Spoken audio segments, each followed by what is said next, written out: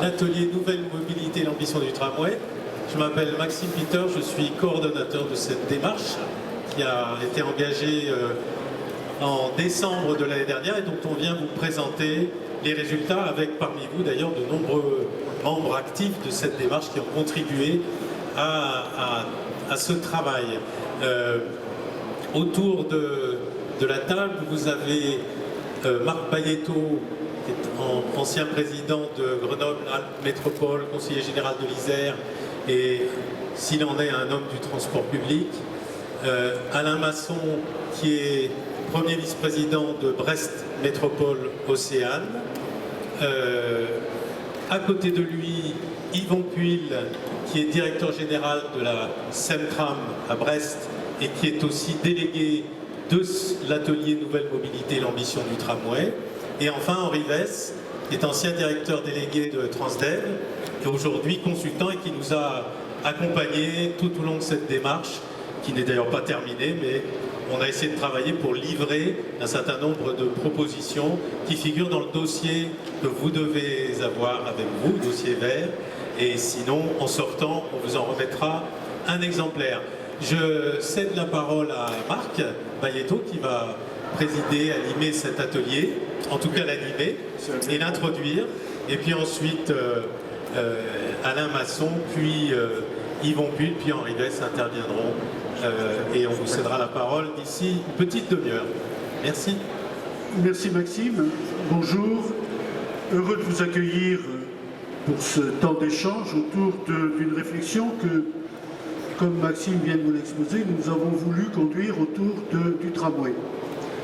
Ce que nous voudrions, c'est que nous puissions continuer à avoir un véritable choix dans le domaine des CSP, particulièrement que ce choix puisse s'ouvrir aux villes moyennes qui se posent aujourd'hui la question de l'organisation et de la suite du développement de leur transport public.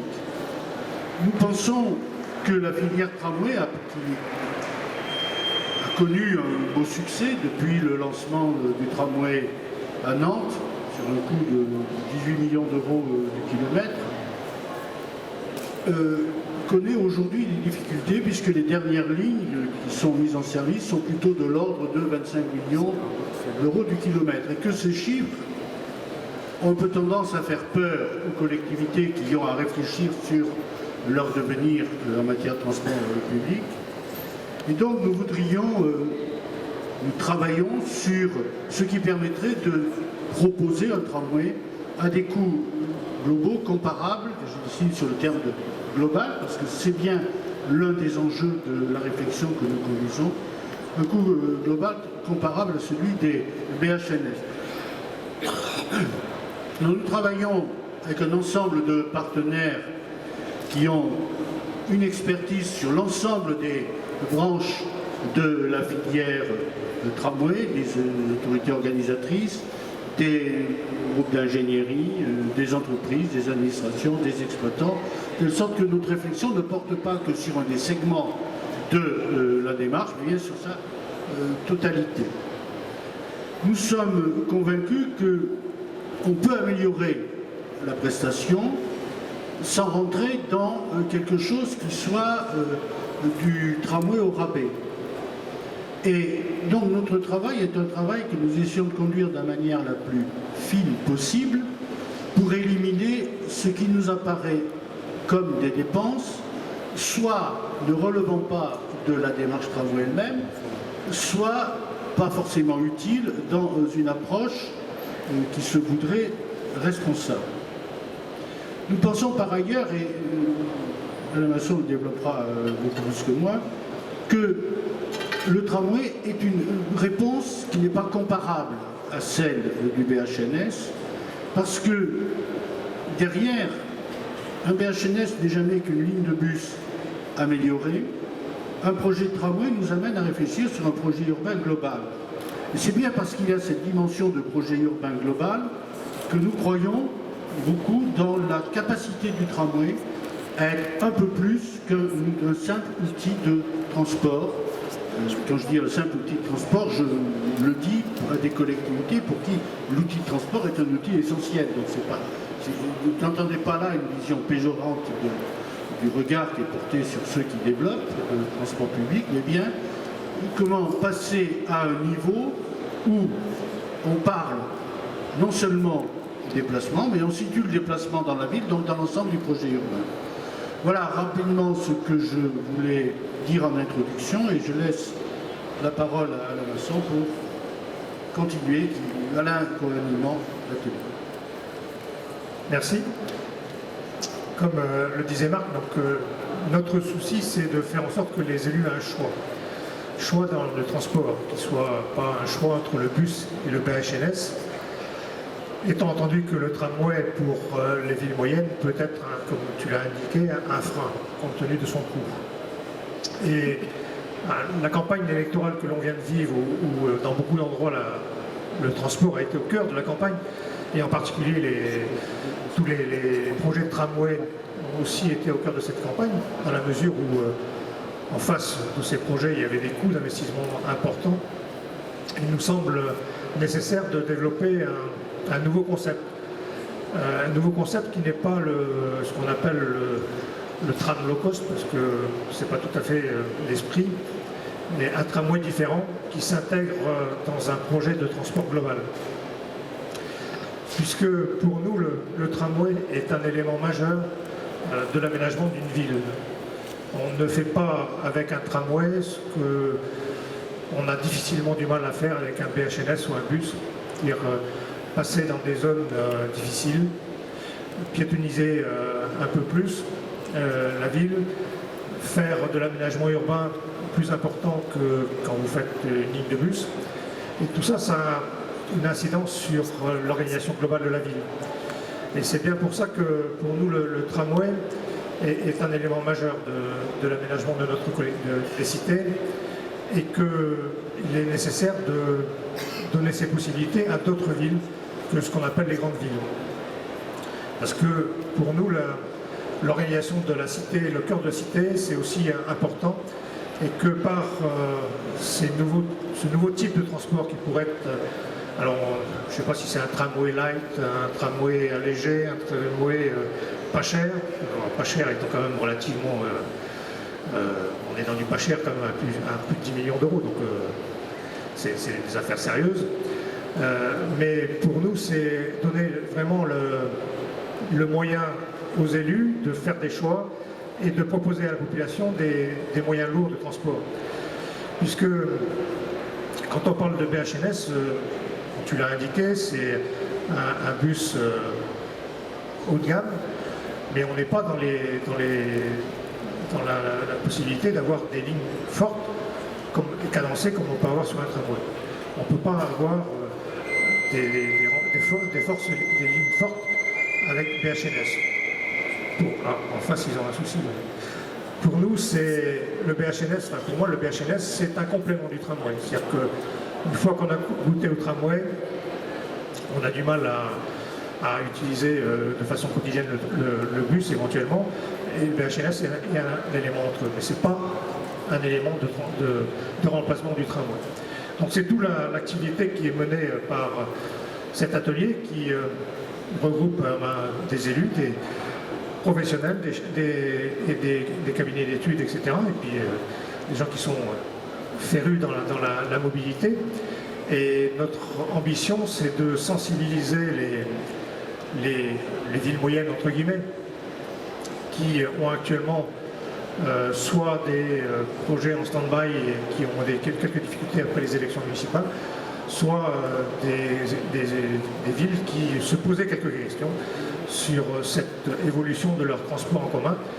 Et nous pensons qu'il y a matière à travailler sur un nouveau style de tramway qui aura les avantages d'un tramway classique avec un peu moins, bien sûr, d'investissement sur l'espace public, même si il faut garder quand même un petit peu d'espace public attractif pour ce genre d'équipement, et surtout avec un environnement technique qui permette de gagner un petit peu en coût.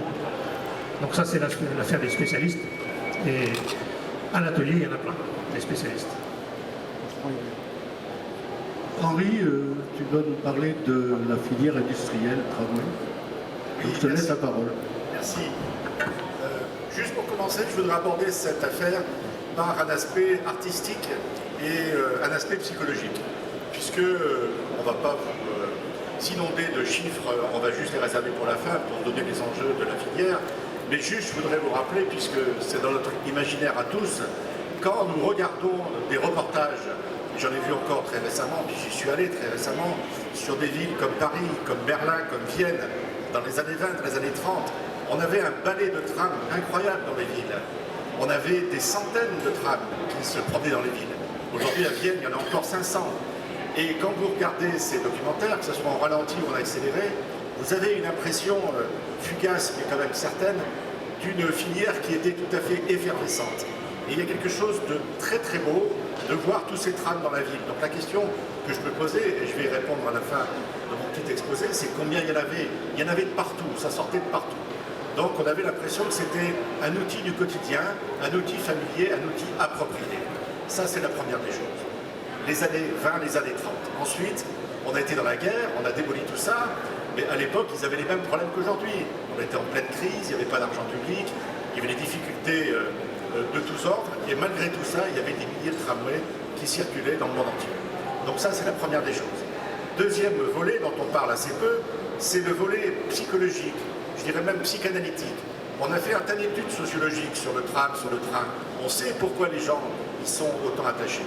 Mais là, dans l'atelier, nous nous sommes attachés à discuter grâce à un psychiatre et avec des psychologues, avec des gens qui prennent le tram tous les jours. Des gens qui le prennent, des gens qui ne le prennent pas, des gens qui voudraient le prendre. Et on arrive à quelque chose qui vous apparaîtra peut-être un petit peu mystique, parce que je vais vous dire, mais on a un saut qualitatif réel, un saut quantique, oserais-je même dire. Quand on passe du bus au tram, le tram il est approprié, les gens le ressentent, et ça vous renverra à toutes les fiches qu'on a pu faire ce sujet, ça vous renvoie à un état, je dirais, de la clientèle qui est très particulier, qui est très fort. C'est une espèce de symbiose avec la ville. Donc aujourd'hui, pourquoi voulez-vous qu'on jette aux orties quelque chose qui nous a tous fait rêver, qui continue à faire rêver, et qui dans l'imaginaire des gens et dans leur pratique est aujourd'hui très très présent. Ça c'est la première des choses que je voulais vous dire. La deuxième des choses, quand on a redécouvert le tram, il y a 50 ans, à peu près, 30 ans pardon, dans les années 80, quand on a relancé le tram grâce à Nantes. Et j'ai été moi-même, j'ai commencé ma vie professionnelle avec ce projet, donc je connais cette affaire. C'était donc pas hier. Eh bien, nous avons en quelques années bâti une filière d'excellence. Il faut quand même le rappeler. Une filière qui a été capable en quelques années de conquérir jusqu'à l'Australie. Il faut quand même le rappeler. Les contrats d'Australie, le plus gros réseau de trams étant à Melbourne, les 700 rames, ils ont été conquis par la société Transdev et repris ensuite par la société Keolis. Et ce n'est pas les anglo-saxons, ce n'est pas les japonais, ce n'est pas les américains qui ont fait ça. Ce sont des Français. Donc il faut quand même le redire ça. Deuxièmement, quand on prend la filière sous l'impulsion des élus, car il y a une volonté politique qui a été très forte, et c'est grâce à cette volonté politique, qui, je me permets de dire, correspond aussi à la décentralisation mise en place en France. On a eu la relance du tram à ce moment-là. Je crois qu'il faut rappeler ces deux événements qui sont quelque part conjoints et qui sont coordonnés. Eh bien, cette filière s'est mise en place très rapidement et efficacement. On avait déjà, vous vous en souvenez, pour les plus anciens, le groupe Sofretu, qui était très efficace. On entendait parler de Sofretu partout dans le monde, à propos des métros, etc. Puis tout d'un coup, on a vu arriver, justement, tout le groupe Sistra, le groupe Aegis, je ne vais pas tous les citer ici, mais tous ceux qui, en quelques années, étaient capables de placer en haut de l'étagère le tram français. Je ne vais pas vous faire grâce, ce que je vois ici, des représentants éminents des industriels, les têtes d'affiches, notamment le groupe Alstom, qui quand même, je crois aujourd'hui, en est à plus de 1000 Citalis vendus en France et dans le monde entier. On est quand même sur un produit qui est un produit de qualité, reconnu par tous, etc. Donc la question qui nous est posée, à nous qui avons su en quelques années, alors que les Allemands, tranquillement, les Autrichiens, les Belges, les Italiens du Nord, les Suisses, ont été capables de garder leurs projets, d'en faire des projets efficaces, économes. Nous, on a été capables, brillamment, rapidement, d'arriver à un niveau d'excellence important, avec des conquêtes à l'export. N'oublions pas que le tram a été l'outil, le cheval de Troie de la conquête des groupes de transport à l'export. Je peux vous en parler abondamment. Ça a été une grande partie de ma vie professionnelle. Eh bien, je crois qu'aujourd'hui, ça nous ramène à quelques chiffres. Et je voulais finir là-dessus. Nos glorieux anciens, ils avaient mis en place, dans les années 35, et les experts ici présents pourront me contredire, mais enfin j'ai vérifié les chiffres auprès de 3 d'entre eux avant de vous en parler. On avait 3000 km de voies en France, je ne parle pas dans le monde, 3000 km de voies, et on avait 4000 voitures. Et bien aujourd'hui, nous en sommes à 400 km. Donc nous avons fait 13% du trajet. Le chiffre 13, 13,3. Le chiffre 13 va nous porter bonheur aujourd'hui. C'est l'objectif à atteindre. Il est bien sûr peut-être pas d'en mettre 4000 km, 5000 km, mais je crois qu'on a un potentiel de développement considérable. On a une espèce de zapping en France qui est assez lamentable, qui consiste à dire oh ben, oh là là, la voiture c'était formidable, il faut la remplacer, il faut qu'elle remplace le tram, ça c'était les années 50, 60. Dans la voiture c'est tout moche, c'est beaucoup trop, il faut trouver autre chose. Donc on va revenir à d'autres vieilles lunes, mais n'oublions pas, soyons plus simples, avec le brillant qu'on a et avec nos voisins étrangers qui ont la capacité de tenir la ligne avec rigueur et modestie, on a peut-être une voie à trouver. Prolongeons l'effort, arrivons à dépasser les 13%, arrivons à un chiffre beaucoup plus élevé, et je pense que si on copie un peu de chez eux leur pragmatisme et leur modestie industrielle, on est capable d'aller beaucoup plus loin parce qu'on a un savoir-faire qui est considérable et qui ne peut pas s'arrêter là. Si il en plus pour change de registre, un regard plus pragmatique sur la réalisation de projets. Bon, vous aurez noté qu'on est un peu enthousiaste. L'approche qu'on a retenue au sein de cet atelier, c'est une approche sur la filière. C'est quelque chose dont on n'est pas forcément tous les uns et les autres très conscients, mais on a bien depuis 30 ans mis en place, je dis on, c'est volontaire, au tout départ, il y a eu une volonté du ministère des Transports, Cavaillé, de créer quelque chose, et puis ensuite, d'une façon un petit peu, sinon anarchique, du moins au hasard, une filière s'est constituée. Mais une filière, ça veut dire que c'est à la fois un encadrement légal, la loi, un encadrement normatif, réglementaire, puis des compétences, c'est-à-dire les bureaux d'études, les industriels, les entreprises et la volonté politique. C'est-à-dire que là, il y a eu un faisceau de volonté, de bonne volonté, qui s'est mis en place, qui s'est agrégé, et on a, au bout du compte, obtenu une filière industrielle globale, hein, un savoir-faire qu'on a exporté. Qu'est-ce qu'on constate depuis quelques années? Un enchérissement du prix moyen, du coût moyen de ce type de projet de tramway. Donc, comme le disait Marc, Nantes, pour mémoire, en 1985 et en euros constants, 18 millions d'euros du kilomètre.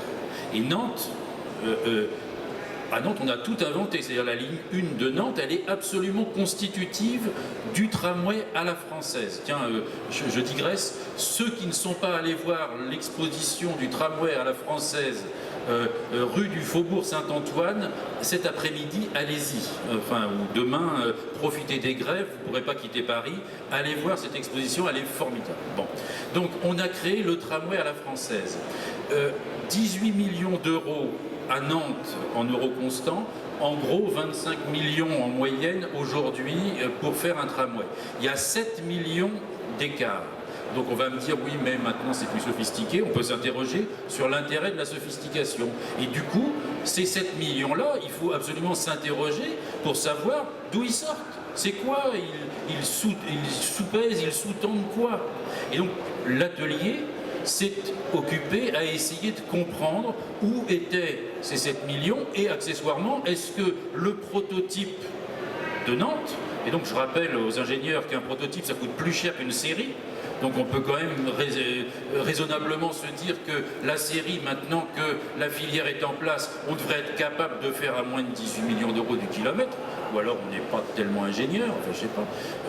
Bref, où sont ces 7 millions et qu'est-ce qu'on peut encore gratter? Donc l'atelier s'est interrogé, savoir où est-ce que c'était, qu'est-ce que c'était. Et donc on a regardé la loi, est-ce que la loi qui régit, qui structure ce type d'appel de projet, est-ce qu'elle est appropriée, est-ce qu'elle correspond bien aux besoins, à la demande des élus?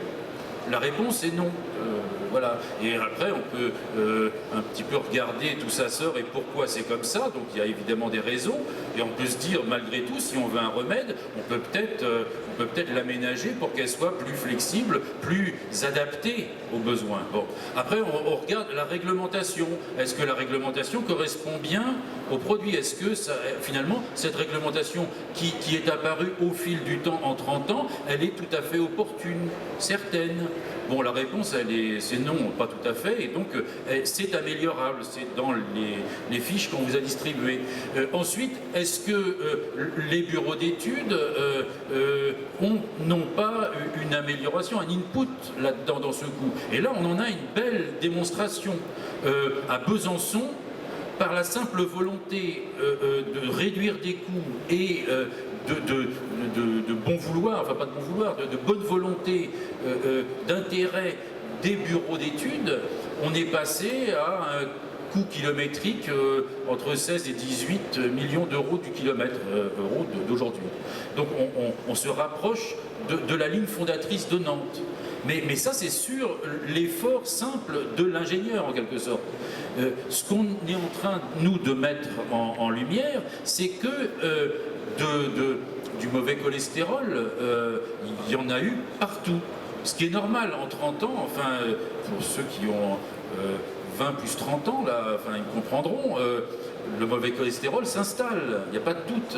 Donc maintenant, le travail qu'on fait et qu'on espère poursuivre, c'est de faire maigrir un petit peu, enfin, d'aller chercher ce mauvais cholestérol et d'essayer de le traiter. Voilà, c'est une ambition comme une autre. Enfin, en tout cas, on en est assez fiers, enfin, on est enthousiaste sur ce sujet, et on pense que si ce travail-là, mais global, hein, n'est pas fait, et donc ça serait bon qu'il soit coordonné à un niveau adéquat.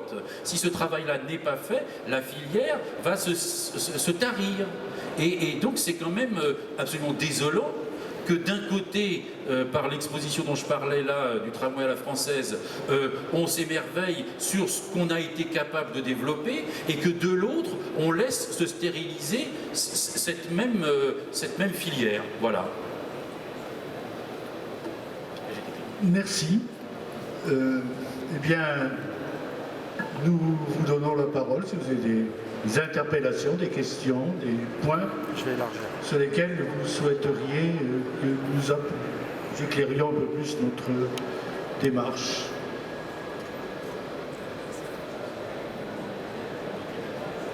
Monsieur, il y a un micro qui se...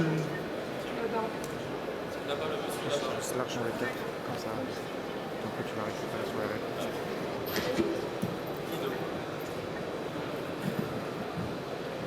Quand t'as 4 je suis à 4 Oui, Marc Fressoz pour mobilicité.com. Enfin, je vous entends parler, je comprends bien le souci, mais j'ai un peu de mal à voir quelles sont les améliorations que vous avez apportées précisément. Parce que la discussion est un peu générale et on aimerait peut-être avoir un exemple vraiment de réduction de coûts ou bien de pistes qu'il faudrait approfondir pour l'économie générale du tramway. Deux, trois exemples.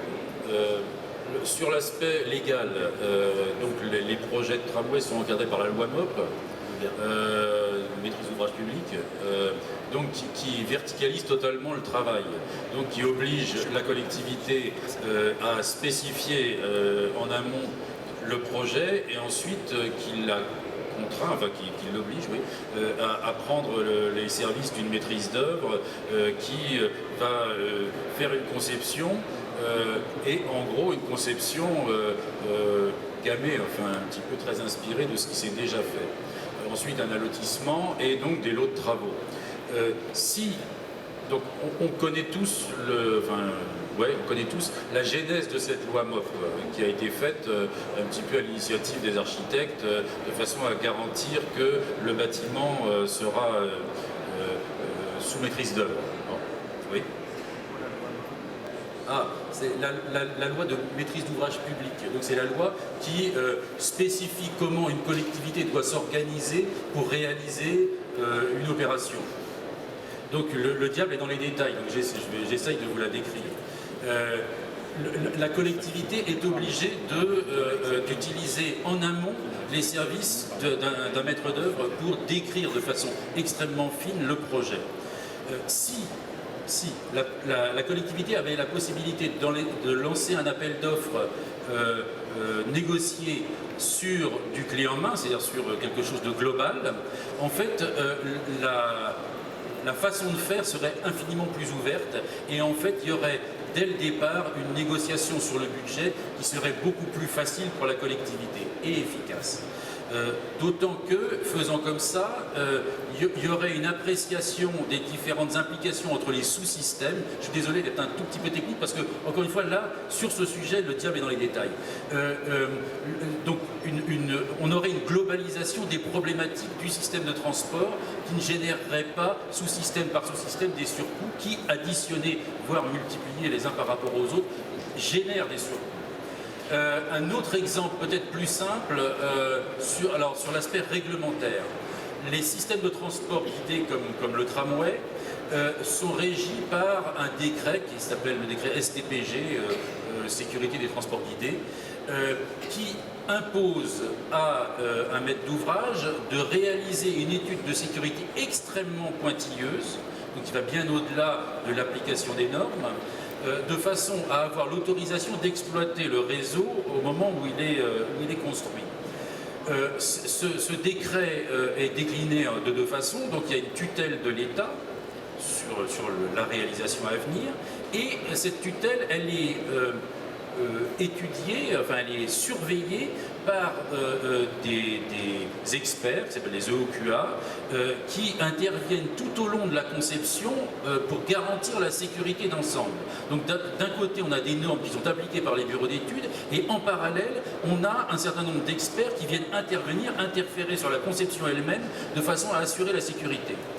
Tout ça part d'un bon sentiment, simplement il faut voir que ça s'applique à un système de transport qui est le plus sûr, dans les transports en commun dont on dispose, qui est le plus sûr absolument global. Bon, pour donner des chiffres, le tramway a un taux d'accident qui est 3 fois inférieur au bus. Et en gros, si on image, le tramway transportant 2 fois plus de personnes par élément, par tramway, en gros, donc un tramway par capita est 6 fois moins accidentogène qu'un bus. Et c'est sur le tramway qu'on applique des prescriptions de sécurité absolument draconiennes, voire au-delà du draconien, parce qu'il y a une part aussi après de fantasme et de fantaisie de la part de ces experts. Est-ce que c'est raisonnable? Donc tout ça générant évidemment des surcoûts, il y a sans doute à réfléchir sur est-ce qu'on n'est pas allé un petit peu trop loin dans ces prescriptions réglementaires? Est-ce qu'on n'aurait pas intérêt à réduire un petit peu, à aménager ou à regarder, voire à créer un bureau accident comme il y a dans l'aviation pour analyser les accidents ou incidents qui peuvent se produire sur des réseaux. Le STRMTG, donc l'organe de l'État qui s'occupe de ça, fait aussi fonction de bureau accident. Et ils ont eu des recommandations tout à fait pertinentes. Mais est-ce que ça ne serait pas suffisant? Voilà. Est-ce que j'ai répondu un petit peu, j'illustre vous voulez que je développe sur les entreprises ou ce qui pourrait être fait au niveau des entreprises? Est-ce que tu peux le repasser le micro au monsieur là-bas?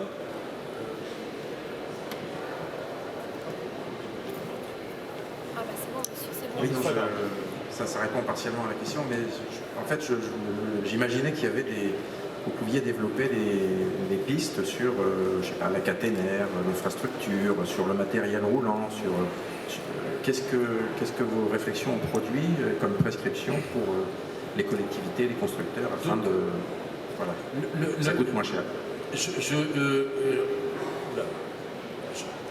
Enfin, j'essaye de vous montrer que c'est un tout. Donc, une intervention au niveau de la loi permet, du coup, par le fait qu'on puisse, comme je le disais tout à l'heure, faire des propositions clés en main. Ça permet aux entreprises de venir avec des solutions nouvelles. Si on se contente de travailler sujet par sujet, c'est-à-dire demander un effort aux ingénieries d'être un peu plus inventifs, on va obtenir un résultat. Mais le résultat, il ne va pas être à la hauteur de l'ambition. L'ambition étant de revenir en dessous d'un prix kilométrique moyen de base, enfin comme j'ai dit, Nantes comme référence.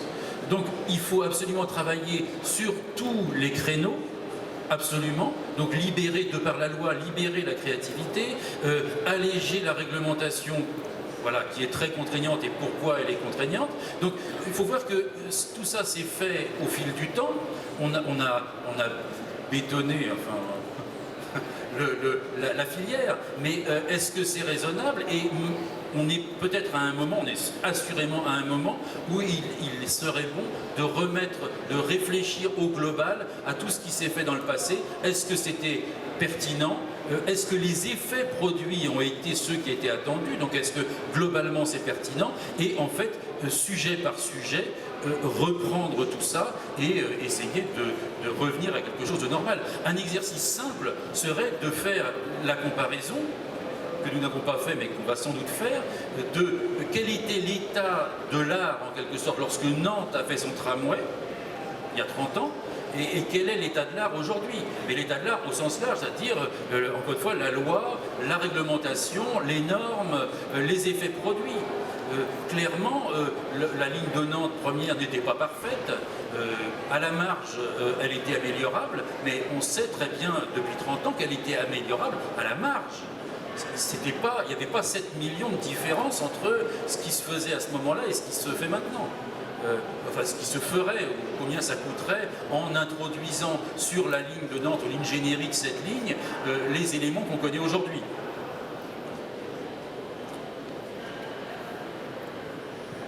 Merci.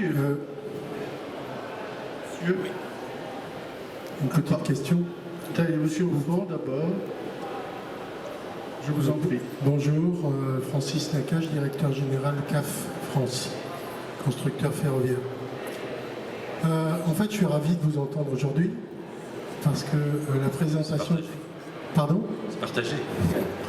La présentation que vous faites entérine en grande partie ce que nous avons essayé de faire dans le partenariat que nous avons bâti avec le groupe Vinci, nos deux groupes CAF France et Vinci, puisque nous avons présenté il y a 1 an au congrès de l'UITP une nouvelle offre de tramway économique que nous avons appelée Next Tram.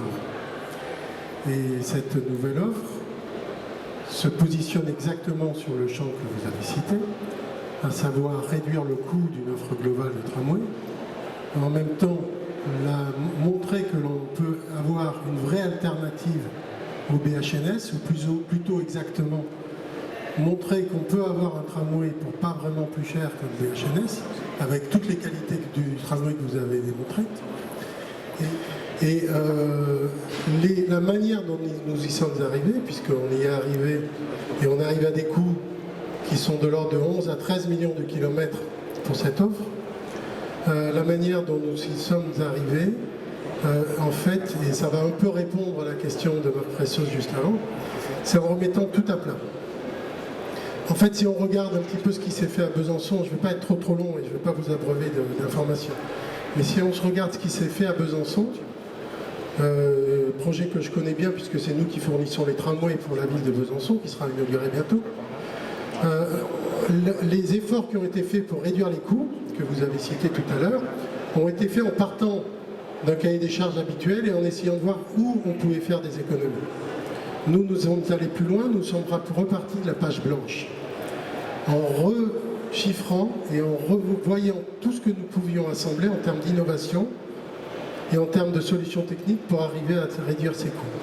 Alors ce n'est pas forcément des innovations ou des choses nouvelles, c'est parfois des choses qui existent déjà, la différence c'est qu'on les a mises toutes ensemble. Donc ça peut être aussi bien au niveau de la voie, en ayant des nouveaux types de plateformes de voie, ou en tout cas plus économiques, nouveaux types de poses de rails, des exemples techniques, nouveaux types de poses de poteaux caténaires, là je parle pour les infrastructures. On peut même aller plus loin au niveau des sous-stations électriques. La démarche avait d'ailleurs été engagée au niveau de Besançon, puisque très souvent c'est un coût important au niveau des infrastructures, les sous-stations électriques. Et le nombre de sous-stations électriques peut jouer aussi sur les coûts. Et en fait, juste une incidente, Il faut savoir que le nombre de sous-stations électriques, c'est souvent le résultat d'un compromis au niveau de l'exploitation. Que peut-on accepter d'avoir comme exploitation dégradée si une station électrique tombe en panne? Et c'est pour ça que souvent, on multiplie le nombre de stations électriques. Et parfois, vous avez parlé de compromis tout à l'heure, ou de faire changer l'évolution. C'est pas seulement au niveau des ingénieries, c'est pas seulement au niveau de la technique, c'est aussi au niveau des exploitations. Très souvent, les choix techniques sont les résultats de compromis ou de choix d'exploitation. Il faut le savoir. Donc je reviens là-dessus. Et au niveau du matériel roulant, nous avons fait la même chose. Nous sommes repartis de notre gamme et nous avons essayé de mettre ensemble toutes les solutions techniques qui permettaient d'économiser sur le matériel roulant, même si le matériel roulant, en général, ne représente que 20% d'un projet, en gros. Mais on a essayé de le faire, et donc on peut arriver aussi à réduire le coût du matériel roulant en ayant des solutions de tramway économiques avec, par exemple, l'unidirectionnalité qui permet d'avoir une cabine de conduite en moins, des portes en moins qui sont souvent un sujet de maintenance et de coûts de maintenance. Donc en réduisant le nombre de portes, on réduit aussi les coûts de maintenance. Donc nous sommes allés voir exactement aussi ce qu'on pouvait faire au niveau des matériels roulants. Donc les solutions, elles existent. Nous les avons mises toutes ensemble. Là, ce sont des solutions concrètes. Et la cerise sur le gâteau, c'est ce que vous avez très bien spécifié, c'est qu'il faut aller vers une offre globale. C'est-à-dire intégrer l'ensemble de ces éléments. Et c'est en intégrant l'ensemble de ces éléments qu'on réduit aussi tous les risques liés au projet, liés au calendrier, liés aux interfaces, etc. Et ces risques ont un coût. En réduisant les risques, on réduit aussi le coût. Donc cette offre globale existe déjà. C'est l'offre Nextram. Je ne veux pas faire de publicité, mais pour ceux qui veulent le savoir, elle est présentée sur le stand CAF et le stand Vinci Concession. Merci. Merci monsieur. Monsieur, vous aviez... vous avez des réactions, Alain ou Yvan? Oui, juste une seconde pour poursuivre dans l'intervention de M. Nakache. Je crois que dans notre groupe de travail, on a aussi fait plancher devant nous tout un tas d'experts étrangers, des pays voisins de langue française, Suisse, Belge, et on est allé aussi chercher des gratte-poils français, des gens qui sont des iconoclastes, qui n'ont pas du tout forcément l'esprit, alors sans vanter telle et telle société, je tiens à vous dire, et c'est ça qui est important, autant on est capable de faire du très chic, très cher, très français, très sophistiqué, de façade à façade, autant il faut être clair, on a tout à fait les moyens intellectuels, techniques, et on a les moyens, je dirais, d'ensemblier. On est capable de faire du mécano-industriel simple et intelligent, à l'instar de ce que font nos voisins étrangers, sans parler des Allemands ou des autres. Nous avons fait comparaître ces gens-là dans un jury sympathique et on s'aperçoit, en rentrant dans le détail, que nous avons des prix finalement, si on enlève l'urbanisme, qui sont relativement voisins. Donc nous sommes capables d'arriver vers des prix relativement modestes, nous, la filière française. Deuxièmement, et ça on en parle assez peu dans cet entretien, il ne faut pas se contenter de parler des coûts. Je voulais parler tout à l'heure, je vous ai fait sourire, mais je l'ai fait exprès de seuil qualitatif, voire de seuil quantique, avec un côté mystique pour rimer. Eh bien je crois qu'il faut qu'on ait conscience et qu'on mette ça sur la table quand on parle des projets, de qu'est-ce que c'est que le saut en termes de clientèle quand on parle d'un tram et quand on parle de réseau. Il faut remettre ça sur la table. Toutes les choses ne sont pas comparables. Et là, encore une fois, l'espace étrangère est tout à fait intéressante. On a les mêmes résultats. On a un véritable effet réseau que lorsqu'on a un tram. Donc il faut parler aussi de la filière d'entraînement de la clientèle. Parlons des dépenses que nous sommes capables de réduire très largement par une vision d'ensemble intelligente.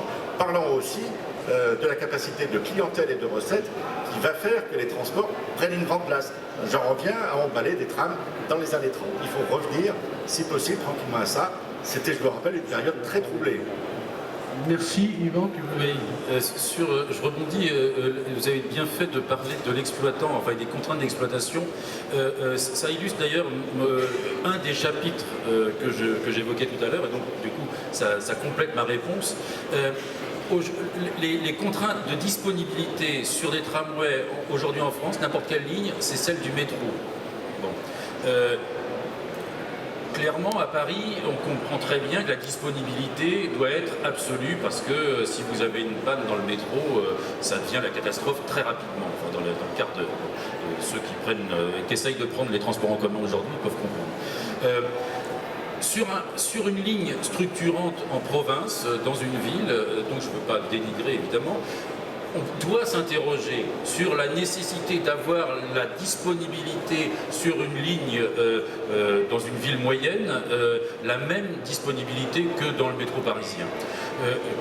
Le fait d'accepter que la ligne de tramway soit en panne 1 heure par an, fait qu'on a des répercussions sur l'investissement qui sont absolument considérables.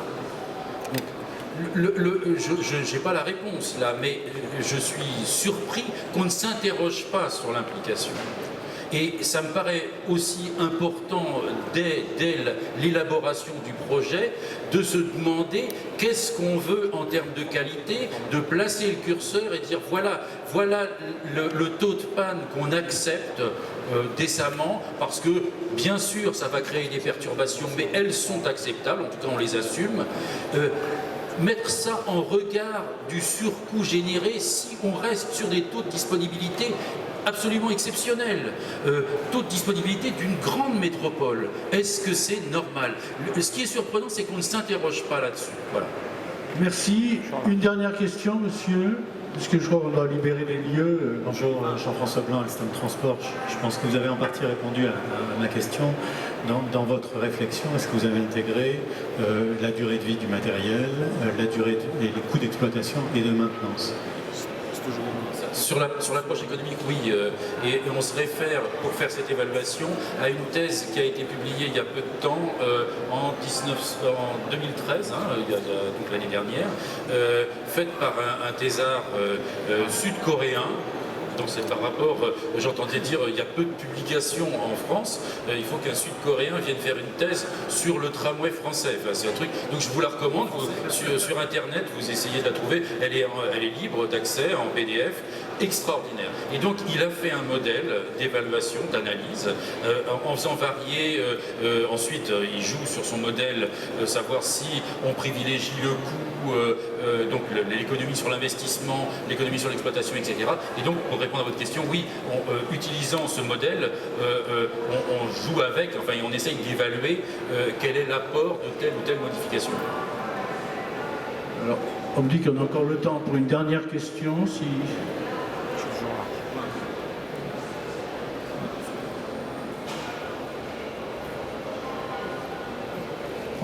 On est quelques voisins belges ici, être venus vous voir chez vous. Et ça nous intéresse beaucoup évidemment le débat que vous avez, puisqu'on se pose tous les mêmes questions sur le coût des réseaux tramway. Bon, vous savez qu'on n'utilise pas toujours exactement les mêmes méthodes que chez vous et que ça nous permet de faire quand même quelques économies de pause. Mais une question qui revient chez nous dans les discussions avec le monde politique, c'est qu'ils sont très séduits par les expériences d'alimentation par le sol et qu'on a quand même une petite idée du coût que ça représente. Quelle est votre évaluation depuis qu'on a tenté ces expériences en France?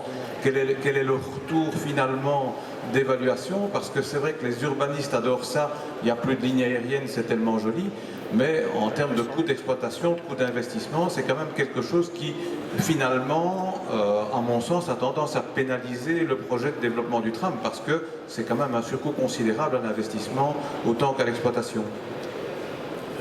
Donc, nous, sur l'alimentation par le sol, on ne s'y est pas intéressé. C'est quelque chose qu'on n'a pas évalué, enfin pas pour le moment.